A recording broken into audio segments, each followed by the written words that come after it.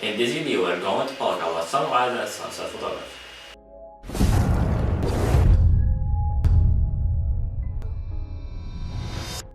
Hello everybody, this is your friend Mino. It's my great honor to have you here in this video where we are going to talk about 3 tips for better sunrise and sunset photography.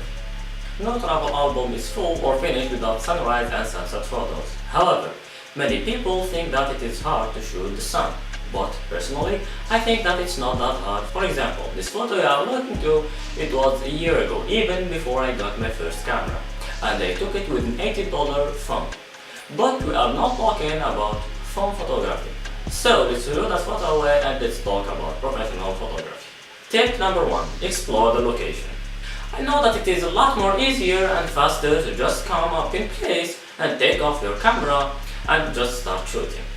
But this is not how it works.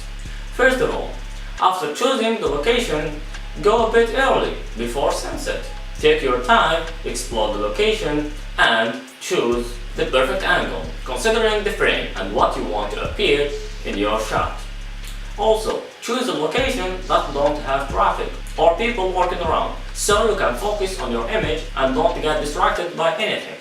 Tip number 2. Choose the right setting for the right shot. Something that can be set up before you arrive to the scene is your camera setting.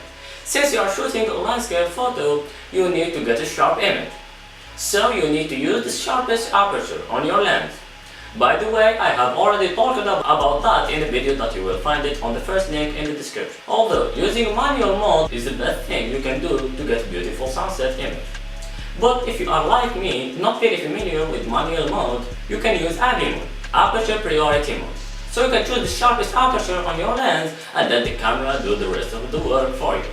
Also, a low ISO should be used such as 100 or 200 so you can avoid noise in the final shot.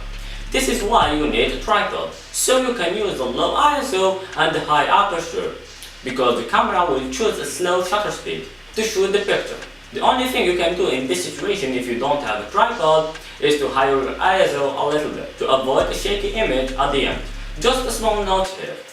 Low light situations can confuse your camera. Then you will be on the risk of getting a dark image or a bright one. So the best way to avoid that is to use your camera exposure compensation. Tip number 3. The right gear for the right shot. You will hear a lot about your gear. Some people will say it's great gear and some won't say that, but just take what works for you. However, there is some essential stuff that must be on your gear when shooting sunrise and sunset. First, use a heavy-duty strong tripod that can handle your DSLR, so you can capture low light situations better, as I said before. Secondly, you will need a wide-angle lens, obviously. Because it's kind of a landscape photography, you will need a wide-angle lens, so you can capture more objects in your picture. Finally, I really hope you have enjoyed this little video about sunrise and sunset photography. So if you have learned something new, write it in the comment down below. Also, if you have any question or any topic you want me to talk about on this channel, put it in comment. At the end, please don't forget to follow me on my Instagram, leave a like and subscribe to this channel, and see you in the next video.